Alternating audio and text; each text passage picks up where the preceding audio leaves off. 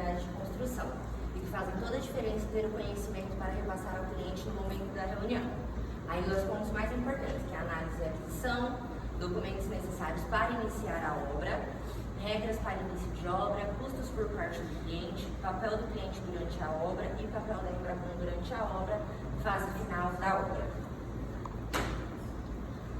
Cota contemplada. Qual que é o próximo passo? Caso o seu cliente já esteja apto para utilizar a cota, porque ele vai ter que passar pelo processo de análise, apresentar a documentação, comprovar 3 vezes o valor da parcela, isso a gente já sabe. Ele terá de escolher um lugar para chamar de seu, casa ou terreno. Antes de negociar o valor a ser pago por ele, aguarde a avaliação. A avaliação é realizada por uma empresa especializada através de engenheiro. Então, a Embracon é uma empresa credenciada. Antes do cliente comprar um imóvel, ela vai mandar um engenheiro lá, ele vai fazer uma vistoria, vai mandar um profissional lá, ele vai fazer uma vistoria de avaliação do imóvel para ver quanto que o imóvel vale. Após este processo, será feito um laudo de avaliação e se caso o terreno estiver dentro das normas exigidas pelo Embracon, ele poderá dar continuidade. Lembrando que o terreno escolhido deverá estar quitado, livre de ônus e na titularidade do consorciado, mesmo sendo casado. Então, por exemplo, eu sou casada e eu fiz o consórcio no meu nome, mas o terreno está no nome do Clever. Aí eu não posso, ele tem que estar no nome da titularidade do consorciado, mesmo que ele seja casado. No caso de construção, tá? Existe uma... já aconteceu comigo, eu peguei um cliente que ele queria quitar o terreno e construir. Eles dizem que é possível, eu acho que ninguém nunca fez. Eles dizem que o cliente ele pode quitar o terreno com o consórcio e pode construir. Até a Nath estava aqui ainda, a gente não foi a fundo, mas ela se informou e eles disseram que podia. Mas antes de passar para o cliente, acho que é importante realmente ver se pode mesmo, como que funciona, como que é, porque não tem criado contemplado, na central também eles não sabem informar, então acho que tem que ser um setor realmente responsável por isso, tá? No caso da construção, o terreno escolhido ele deverá ter matrícula atualizada, no caso de compra também, né? O cronograma físico-financeiro da obra assinado por profissional habilitado, ou seja, engenheiro ou arquiteto com registro do CREA e tal, e precisa de reconhecimento de firma por autenticidade da assinatura do engenheiro. Alvará de obra, que ele vai fazer isso na prefeitura, e o projeto arquitetônico da construção. A matrícula, o imóvel tem que ter até para fazer a compra normal, né? Cronograma físico e projeto arquitetônico, quem faz é o engenheiro ou arquiteto. Quem vai fazer uma obra grande já tem conhecimento disso, é muito difícil quem vai fazer uma obra que não tem. Até uma obra pequena, o cliente às vezes ele já até tem isso quando a gente vai oferecer o consórcio. O que demora mais é o alvará da prefeitura para autorizar o andamento da obra. E isso pra gente é bom, porque, por exemplo, eu peguei um cliente que ele já está 1 ano esperando o alvará da prefeitura. Então ele não pode começar a obra sem a prefeitura aprovar. Então a gente ganha tempo nisso. Um cliente meu, ele fez 4 cotas de 250 mil. Contemplou só uma até agora, mas ele tem uma alvará da prefeitura. E aí, como já está no final do ano, vai deixar só para o ano que vem e a gente acaba ganhando tempo nisso aí, porque normalmente demora. Eu sei que aqui em São Paulo está demorando de 6 meses a 1 ano, ainda mais depois da pandemia, então se tornou mais demorado ainda, tá? Então, quando você ligar para o cliente, aí você vai falar de construção, você pode perguntar: mas você já tem um alvará da prefeitura? Você já tem um cronograma físico-financeiro da obra? Então, você vai sempre perguntar isso para o cliente, porque o cliente vai falar: caramba, né? Ele entende, né? Porque o alvará da prefeitura, sem isso, ele não pode dar andamento na obra. Então, é bem legal você saber disso, tá? Para a reforma interna, se o momento já era construída, precisa só da matrícula atualizada e o cronograma físico-financeiro da obra, que é quem vai fazer é o engenheiro, tá? Toda essa documentação deverá ser apresentada ao Embracon. Será feita uma pré-alienação do terreno. Para essa pré-alienação, será usado o cronograma físico-financeiro da obra e o laudo de vistoria do terreno. O que é o laudo de vistoria do terreno? Aquele que eu falei, que o profissional da empresa credenciada pela Embracon, ele vai lá, vai fazer a avaliação do terreno, e isso que vai ser utilizado para fazer a alienação final. Por quê? Eu vou falar isso mais pra frente, não vou atrapalhar. Sendo assim, a Embracon levará em conta o valor de avaliação final do terreno após o término da obra, o valor que ficará alienado e como garantia para a Embracon até o término do plano. Importante ressaltar que o cronograma físico-financeiro da obra deverá ser dividido em no mínimo 5 etapas, sendo 20% distribuído em cada etapa. Se, por exemplo, o cronograma tiver 10 etapas, será distribuído 10% do valor em cada etapa e assim por diante. Então, por exemplo, o cronograma de obras ele tem 7 etapas, aí vai dividir igual para todas as etapas. Não pode ser, o cliente já me perguntou isso, não pode ser, por exemplo, 50% na primeira etapa e 15% nas outras. Não, tem que ser dividido igual em todas as etapas, tá? Esse daqui é o cronograma físico-financeiro da obra, o modelo atualizado. Então, quando o cliente ele fechar e ele for iniciar a obra, o engenheiro dele vai ter que preencher isso, reconhecer a firma, e esse é o documento que tem que ser apresentado para a Embracon, tá? A cada 2 etapas, vamos supor, né, ele iniciou a obra, começou a obra, o valor da primeira etapa ele já é liberado de imediato. Então, ele apresentou o cronograma, está tudo aprovado, tudo direitinho, ele já pode iniciar a obra. Ele não tem prazo para isso, quem vai determinar o prazo é o cliente, no andamento de documentação, de apresentar documento e tal. Então, a primeira etapa, o valor é liberado de imediato, conforme está no cronograma físico-financeiro da obra. A cada 2 etapas, uma empresa credenciada pela Embracon ficará responsável de enviar um engenheiro para vistoriar o imóvel, apenas para garantir que a obra esteja andando conforme o que tem sido passado pelo cliente.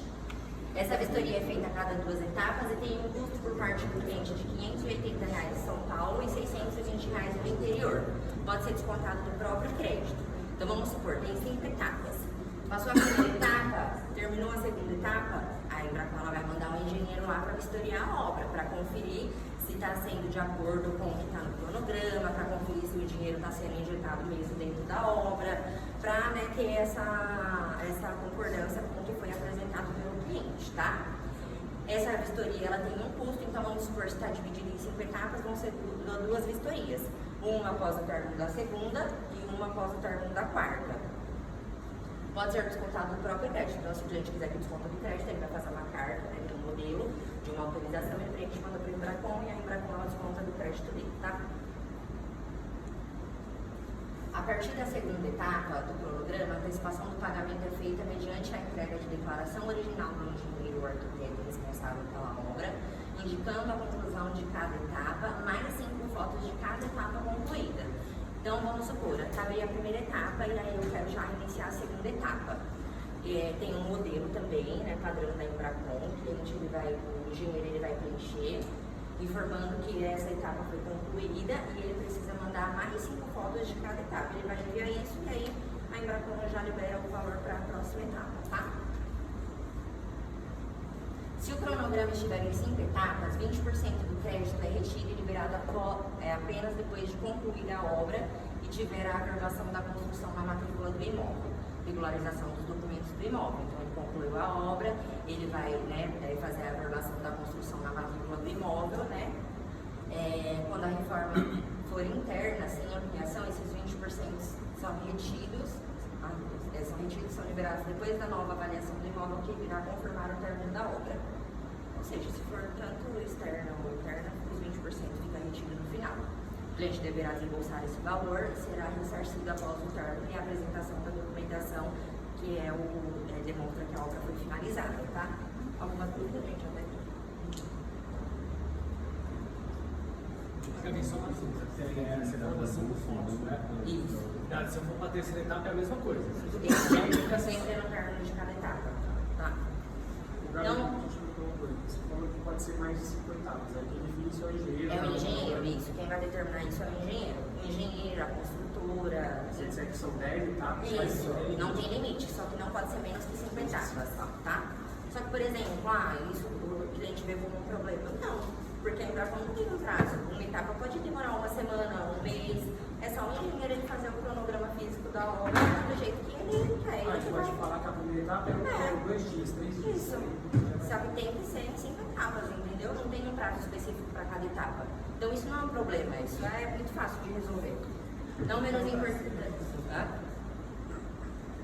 não menos importante que todos os clientes ficam com essa dúvida. Como será feito o repasse do dinheiro? Pois em muitos casos os clientes contratam construtoras, empresas e etc. A resposta é que todo o valor será repassado na conta do consorciado e ele ficará responsável pelos pagamentos de total responsabilidade dele. Então vamos supor, ele contratou uma construtora. Ah, a construtora vai ter que ficar esperando a Embracon depositar esse dinheiro na conta? Não. O valor ele é depositado todo na conta do consorciado. E o consorciado fica responsável de passar esse valor para a construtora. E isso é bom porque ele pode, né, negociar com a construtora e tal. Então, ele tem essa flexibilidade de repassar o dinheiro para a construtora. Então, né, já sabe. Dá pra fazer uma maracutaia.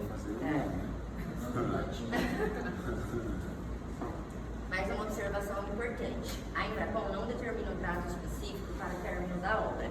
Isso vai depender do cliente. A Embracon vai efetuar os pagamentos conforme o andamento da obra e conclusão das etapas. É muito mais simples do que imaginamos e vale super a pena para o cliente. A Embracon tem uma vantagem em relação aos bancos que só disponibilizam o valor de avaliação do terreno. Então vamos supor, uma vez eu peguei uma cliente e era também para construção. E aí ela queria fechar com o Itaú, porque o Itaú não precisa de cronograma de obras. O Itaú liberou o valor assim, ó. Contemplou a carta, libera o valor na conta do cliente. O imóvel fica alienado, mas o valor é liberado de uma única vez. Só que, por exemplo, eu tenho um terreno de 100 mil e eu quero fazer uma obra avaliada em 500 mil. Meu terreno, no termo da obra, ele vai valer 500 mil, o imóvel pronto. O banco só vai liberar 100 mil, que é o valor de avaliação do terreno. A Embracon não, a Embracon ela vai, vamos supor que eu compro um terreno de 200 mil, 250 mil, eu quero fazer uma obra de 1 milhão. A Embracon ela vai alienar o valor total do final da obra, do imóvel pronto, e não só o valor do terreno.